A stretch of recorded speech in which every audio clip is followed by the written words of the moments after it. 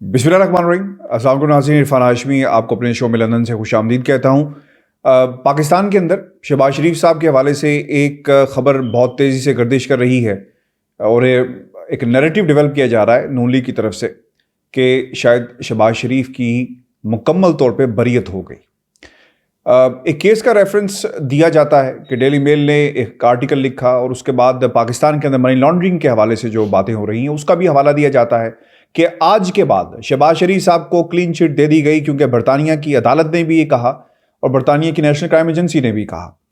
Viewers, आपको याद होगा कि हमने माजी में एक स्टोरी की थी, इशफाक अहमद साहब के साथ इंटरव्यू किया और आपके सामने कुछ हकाइक लेकर आए।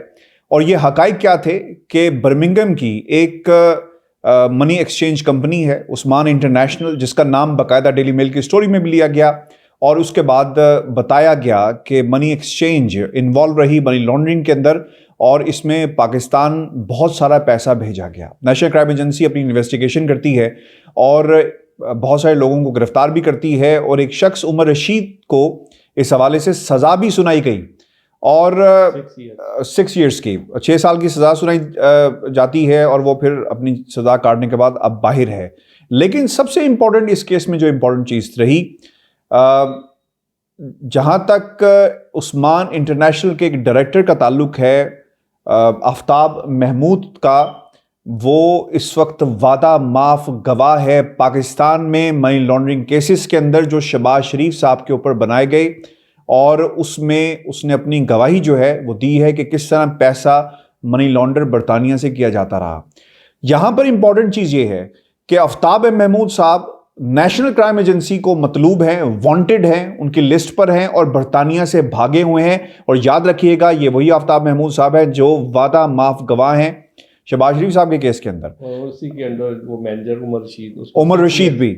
मेरे साथ उस्मान इंटरनेशनल के दूसरे डायरेक्टर इशफाक अहमद साहब मौजूद हैं और नेशनल क्राइम एजेंसी ने इन्हें भी अपनी इन्वेस्टिगेशन में शामिल किया।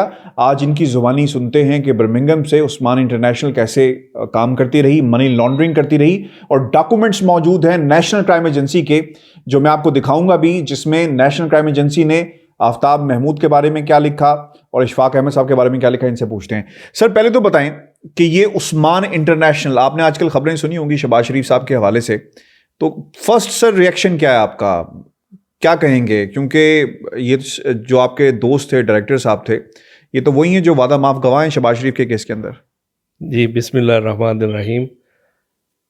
आफ्ताब महमूद और मैं दोनों पार्टनर थे, दोनों इस उस्मान इंटरनेशनल में डायरेक्टर थे जी। तो ये आफ्ताब महमूद ये हमजा शहबाज और शहबाज शरीफ के लिए काम करता रहा और पाकिस्तान में शाहिद रफ़ीक होता था, इसका कज़न है वो शाहिद रफ़ीक, ये दोनों इन्वॉल्व हैं उसमें ना, उनकी मनी लॉन्ड्रिंग में। ये आफ्ताब महमूद शहबाज शरीफ के लिए, हमजा शहबाज और शहबाज शरीफ के लिए, दोनों के लिए काम करते रहे ये। लेकिन वो डायरेक्ट इनको पैसे नहीं देते थे, उनके बंदे आगे इनको पैसा देते थे, ये इधर से टीटी लगा के उनको उनके फेक अकाउंट्स में, वो जो उनके मुलाजमों के अकाउंट्स में या जाली शनाख्ती कार्ड बना के उन्होंने बैंक्स में अकाउंट जो खोले हुए थे उधर पैसा वो ट्रांसफ़र होता था, इधर से टीटी जाती थी, उस्मान इंटरनेशनल से, टीटी कार्प से, बार्कले बैंक से टीटी उधर जाती थी उनके अकाउंट्स में। यानी पैसा पाकिस्तान से वो शाहिद रफ़ीक को कैश देते थे। अच्छा।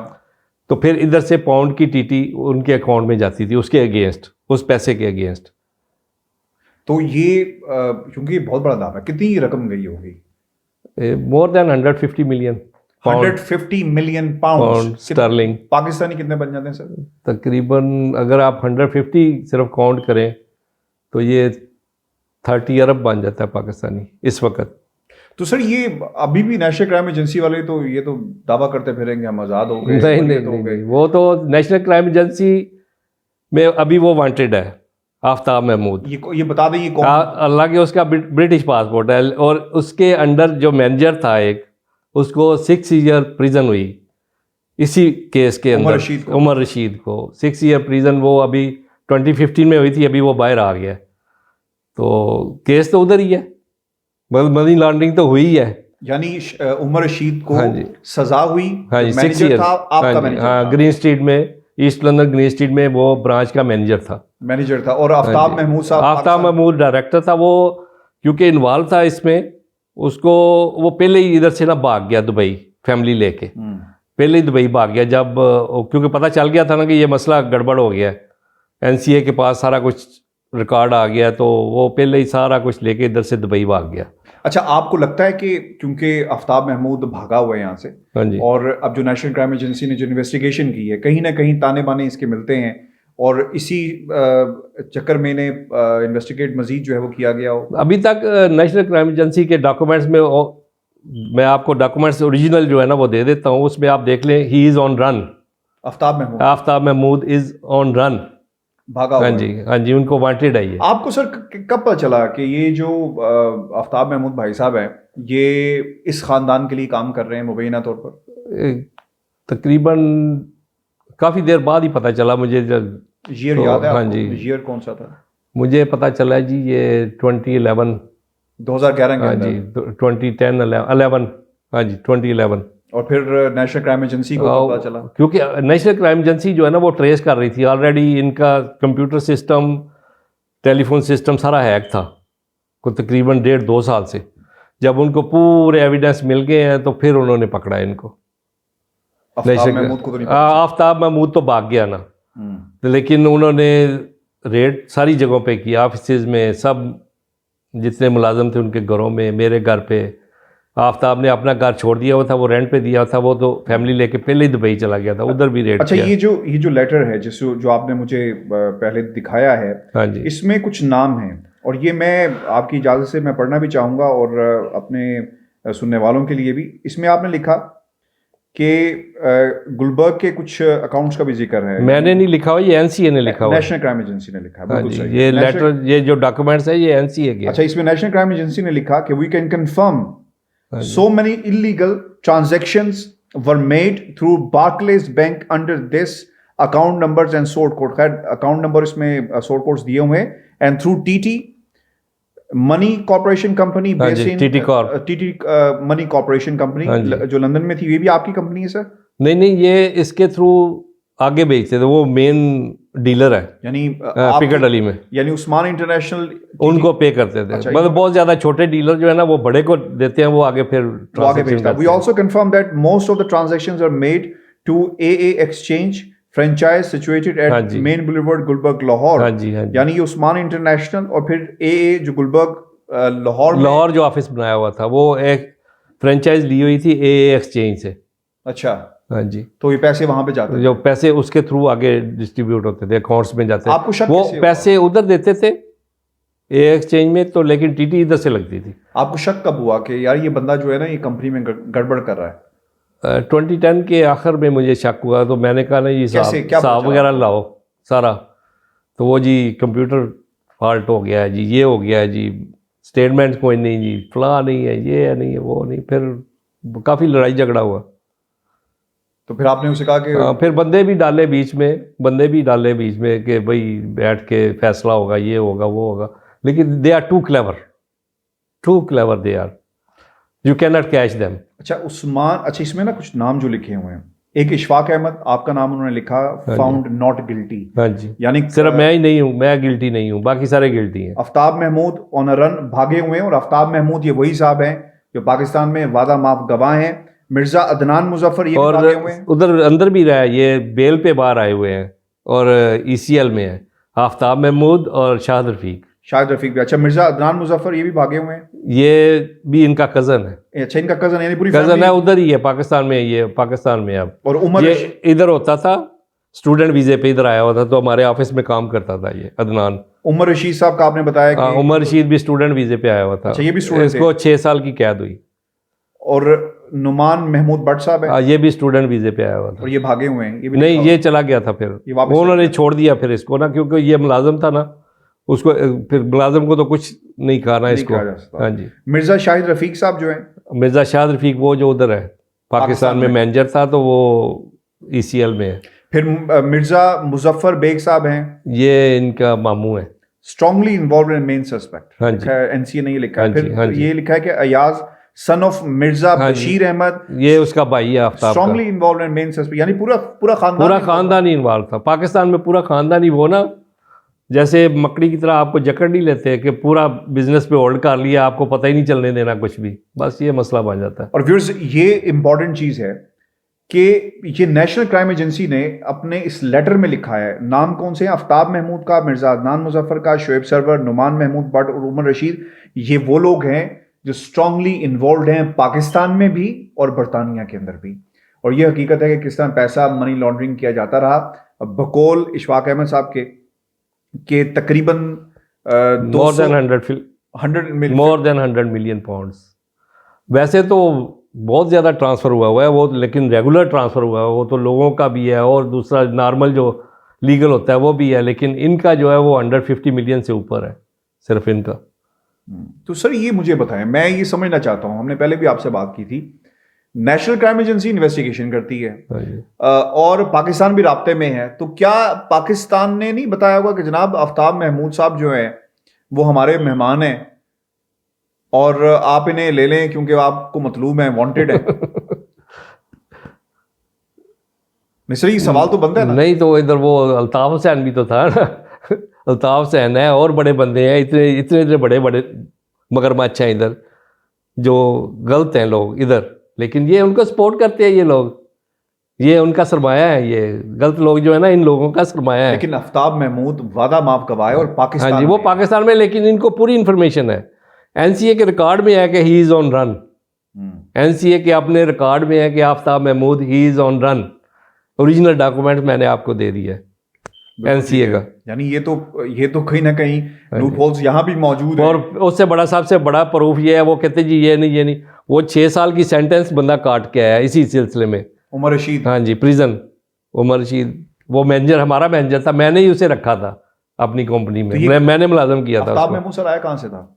ये तो एज ए विजिटर आया था इधर, फिर मैंने पक्का कराया, बस कारोबार दी से कंपनी बनाई, अपना बिजनेस किया, उस पर इसको वो लेके दिया, वर्क परमिट लेके दिया, फिर उसी वर्क परमिट पे इसकी फैमिली को ब्रिटिश पासपोर्ट लेके दिया। ये जो मैं करता हूँ ना बिजनेस बर्तनों का, उसी कंपनी पे इंपोर्ट एक्सपोर्ट करके तो इसको ब्रिटिश पासपोर्ट लेके दिया। पैसा तो नहीं लेके भागा? इट्स ए बिग सीक्रेट मतलब लेके भागा है पैसा आपका? It's a big secret. Sir क्या समझते हैं, ये जो इन्वेस्टिगेशन हो रही है पाकिस्तान के अंदर किसी किनारे लगेगी? क्योंकि ये आफ्ताब महमूद जो बरतानिया की नेशनल क्राइम एजेंसी को मतलूब है, पाकिस्तान के पास है और पाकिस्तान से मुतालबा कर सकते हैं, आप भी करें। पाकिस्तान में क्या होता है सबको पता है क्या हो रहा है पाकिस्तान में। आपकी खामोशी से लगता है कि आपके पैसे देने हैं, तो इट मीन्स कि आप रिक्वेस्ट कर सकते हैं पाकिस्तान की हुकूमत से कि जनाब इसको हवाले करें। पाकिस्तान की हुकूमत से, पाकिस्तान को सब लोग खा रहे हैं, इतना खा के बैठे हुए, उन्होंने मेरा क्या देना, उनके मुकाबले में मेरा तो 1 रुपया भी नहीं बनता होगा जितना वो खा गए। यानी आप समझते हैं कि ये सिर्फ मुश्किल होगा, इंसाफ किसी से पैसा निकलवाना बहुत मुश्किल है जी, किसी के वो शेर के मुंह में बाजू देने वाली बात है, आपका बाजू भी चला जाएगा, फायदा कोई नहीं है, पैसा गया सो गया, वो निकलवाना बड़ा मुश्किल है। आप पूरी जिम्मेदारी से कहते हैं कि ये लोग शहबाज शरीफ 100% मुबैना तौर पर, हाँ जी, मैं तो उसे मुबैना ही कहूँगा यार, फेक शनाख्ती कार्ड थे इनके पास, उधर पास अलाइड बैंक, एमसीबी, इनमें सब में उन्होंने अकाउंट खोल के ये भेजते थे, उनके मुलाजमों के अकाउंट्स में पैसा भेजते थे, एवरी डे जाता था 2 लाख पाउंड, 1.5 लाख पाउंड।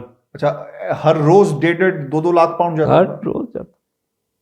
अच्छा, अगर देखें, ये बड़ी इंपॉर्टेंट बात है, हाँ जी, अगर कोई शख्स आपसे पूछे, हाँ जी, कि यार ये इसका सबूत क्या है, हम क्या इसका जवाब देंगे? क्या सबूत चाहिए आपको? स्टेटमेंट आपको दे दिए, स्टेट बैंक स्टेटमेंट दिए आपको, उसके अंदर ये मौजूद है, उसके अंदर ये मौजूद है ट्रांसैक्शंस। लेकिन मसला ये होता है ना कि आप उस ट्रांसैक्शन को अब आगे जो अकाउंट है, ये बड़ी पुरानी बात है, आगे उस अकाउंट के साथ कैसे कनेक्ट होगा वो अकाउंट, उसकी ट्रांसैक्शन एडवाइस चाहिए ना बैंक की कि इस अकाउंट से इस अकाउंट में गए हैं, वो उस वक्त तो हो सकता था, अब तो नहीं हो सकता। यानी फाइनेंशियल क्राइम जो है उसको रूट आउट करना मुश्किल हो जाता है। हाँ जी, बिल्कुल, उस वक्त हो सकता था, अब नहीं हो सकता। आफ्टर 5 ईयर्स तो इधर भी बैंक रिकॉर्ड नहीं देते। यूके में भी आफ्टर 5 years। इसीलिए ये तारीफ मांग लेते हैं। हाँ जी, लिंगर ऑन करते बस लमका दो जी, लमका दो ना लमकाओगे तो कहानी खत्म हो जाएगी। हाँ जी बिल्कुल। बहुत शुक्रिया सर। फिर ये कहानी है, वो लोग जो कहते हैं कि जनाब बरी हो गए, मैं नहीं कह रहा, वो सब फ्रॉड है जी। वो तो बरी किधर हो गए, वो तो ऐसे ही आप कोई बिग ट्रांसैक्शन कर देते हैं ना, तो एनसीए वाले या बैंक वाले जो है ना आपका अकाउंट हैक कर देते हैं कि जी जब तक इस ट्रांसैक्शन की पूरी क्लियरेंस नहीं होगी ना, तो उस वक्त तक आपका अकाउंट जो है ना वो ब्लॉक है। अच्छा, तो ये भी बताएं, आपको लगता है कुछ ऐसा ही अभी हुआ है? ये ऐसे ही हुआ है कि उसके बेटे का अकाउंट ब्लॉक हुआ है किसी ट्रांसैक्शन पे, तो वो बैंक वालों ने एनसीए को कहा होगा कि इसकी तफ्तीश करें, तो वो बाद में कह दिया कि ये चले जी ये ट्रांसैक्शन ठीक है। उनको नहीं कोई क्लू मिला, तो बस वो उन्होंने कह दिया जी ठीक है, कोई मसला नहीं है।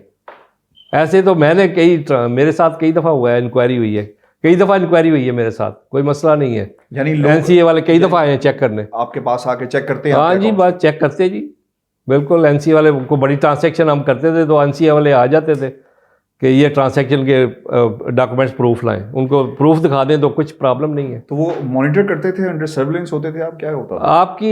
आपको नहीं पता होता, वो बताते नहीं है कि वो यू आर अंडर सर्विलेंस, आपको पता नहीं चलता है।